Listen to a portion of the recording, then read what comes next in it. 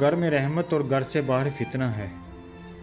इंसान मोहब्बत में गुनाह अपनी मर्जी से करता है, लेकिन जब बात पाक रिश्ता निकाह बनाने की आती है तो ये कहकर मुकर जाता है, घर वाले नहीं मान रहे।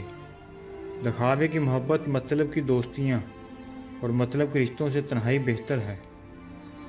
दिल में सिर्फ रब के लिए मोहब्बत रखो।